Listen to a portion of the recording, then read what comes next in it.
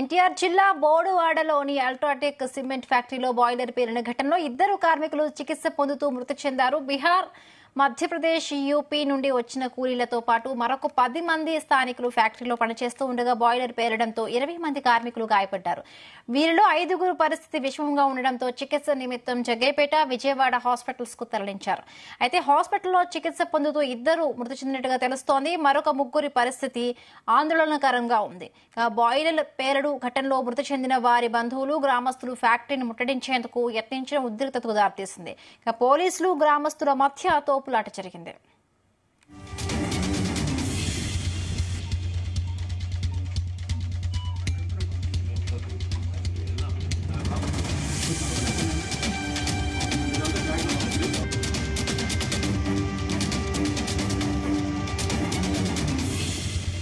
ఎన్టీఆర్ జిల్లా బోడవాడలోని UltraTech cement ఫ్యాక్టరీలో boiler పేలిన ఘటనలో ఇద్దరు కార్మికులు చికిత్స పొందుతూ మృతి చెందారు. బీహార్, మధ్యప్రదేశ్, యూపీ నుండి వచ్చిన కూలీలతో పాటు మరొక 10 మంది స్థానికులు ఫ్యాక్టరీలో పనిచేస్తూ ఉండగా బాయిలర్ పేలుడులో 20 మంది కార్మికులు గాయపడ్డారు. వీరిలో 5గురి పరిస్థితి విషమంగా ఉండడంతో చికిత్స నిమిత్తం జగ్గైపేట, విజయవాడ హాస్పిటల్స్ కు తరలించారు. అయితే హాస్పిటల్స్ లో చికిత్స పొందుతూ ఇద్దరు మృతి చెందారు. మరొక 3 పరిస్థితి ఆందోళనకరంగా ఉంది. బాయిలర్ పేలుడు ఘటనలో మృతి చెందిన వారి బంధువులు, గ్రామస్తులు ఫ్యాక్టరీని ముట్టడించేందుకు యత్నించడం ఉద్రిక్తంగా దారితీసింది. పోలీసులు, గ్రామస్తుల మధ్య తోపులాట జరిగింది.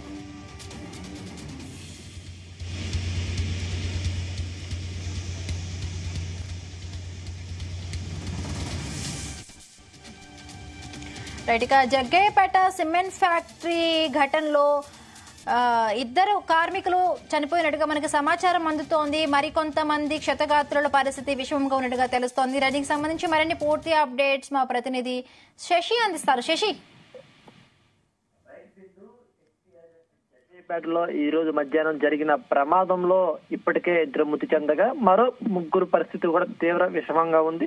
వారిని కూడా విజయవాడలో ఉన్నటువంటి ఏదైతే ఆసుపత్రిలో మాత్రం వాళ్ళకి ఐసీలో పెట్టి చికిత్స అందిస్తున్నారు. వారితో పాటు మరో 10 మందికి కూడా హాస్పిటల్లో చికిత్స అందిస్తున్నారు. వారిని చూపించాలంటూ కూడా బంధువులైతే మాత్రం విజయవాడలో ఉన్నటువంటి ఆసుపత్రి అయితే ఆందోళన చేసిన పరిస్థితి ఉంది. అదేవిధంగా 2 మృతి చెందిన మృతదేహాలను కూడా ఇంతవరకు బంధువులకు చూపించకపోవడంతో కూడా బంధువులు మాత్రం తీవ్ర ఉద్రేతికి గురని చెప్పుకోవచ్చు. ఇప్పటికే 2 మృతి చెందడంతో గ్రామంలో మాత్రం విషాద చాలు అమలుకున్నాయి. ఒక్కసారిగా ఉగ్రతానికి గురైన మాత్రం గ్రామస్తులు అయితే మాత్రం అల్ట్రాటెక్ సిమెంట్ ఫ్యాక్టరీ వైపు దూసుకు వెళ్లారు. ఇప్పటికే అల్ట్రాటెక్ సిమెంట్ ఫ్యాక్టరీలో మాత్రం విజయవాడ నుంచి వచ్చిన పోలీసు బలగాలు మోహరించి మాత్రం ముందస్తుగానే అక్కడ ఏర్పాటు చేశారు. దీనిపై కూడా గ్రామస్తులు ఒక్కసారిగా ఈ ఫ్యాక్టరీపై దూసుకువెళ్లడంతో మాత్రం పోలీసులు వారిని అడ్డుకునే ప్రయత్నం చేశారు.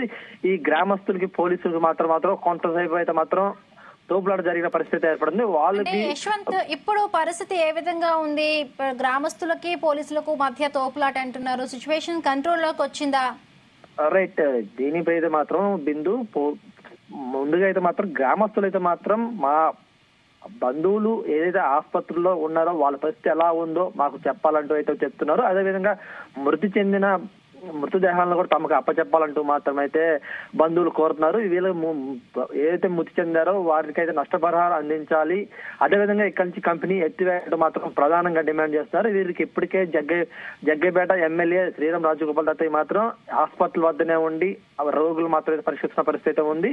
వీరిని ఇప్పటికే మాత్రం ముఖ్యంగా ఈ కర్మాగారంలో పనిచేస్తున్న ఎవరైతే కార్మికులు ఉన్నారో వారికి పూర్తిగా సేఫ్టీ అందించే విధంగా చూడాలని మాత్రం ఈ గ్రామస్తులు కోరుతున్నారు. ఈ గ్రామంలో ఈ మృతి చెందడంతో మాత్రం మరికొంతమంది పరిస్థితి విషమంగా ఉండటం, వాళ్ళని ఎలా ఉండాలో చూపించాలంటే మాత్రం ఈ గ్రామస్తులు ప్రధానంగా కోరుతున్నారు. ఇప్పటికైతే మాత్రం నందిగామ ఏసీపీ రవికిరణ్ అక్కడే ఉండి పరిస్థితిని సమీక్షిస్తున్నారు. ఈ ప్రస్తుతం అయితే మాత్రం ఈ ఉధృతి మాత్రం ప్రజలు అయితే మాత్రం కొంచెం కోపం తగ్గిరని చెప్పుకోవచ్చు. బిందు, అంటే యశ్వంత్, ఇప్పుడు చనిపోయిన కార్మికులకు సిమెంట్ ఫ్యాక్టరీకి సంబంధించి అల్ట్రాటెక్ ఏదైతే ఉందో ఆ యజమానులు ఎవరైనా కూడా స్పందించి ఎక్స్గ్రేషియా ఇచ్చే ప్రయత్నం చేస్తున్నారా, మాట్లాడే ప్రయత్నం చేస్తున్నారా, ఏమంటున్నారు వాళ్ళు?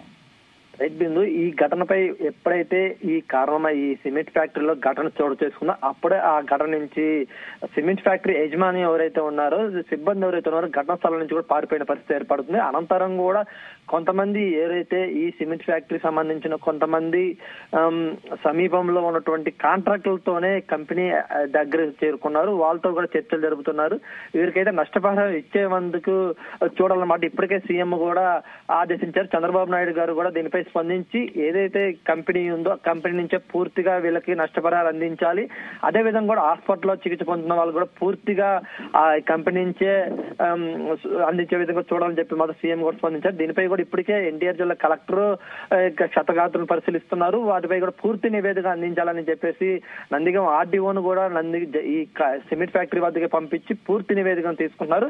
ఇప్పటికే కొంతమంది ఈ ఏదైతే సిమెంట్ ఫ్యాక్టరీ ఉందో యజమాని కొంతమంది కూడా ఈ ఫ్యాక్టరీ వద్దకు చేరుకున్నారు. వాళ్ళతో కూడా అధికారులు చర్చలు జరుపుతున్నారు. వాళ్ళకి నష్టపరిహారం అందించేందుకే చర్యలు చేపడతామని మాత్రం అధికారులు చెప్తున్న పరిస్థితి అయితే ఉంది. Bindu. Right, thank you Yashwant, thanks for the updates.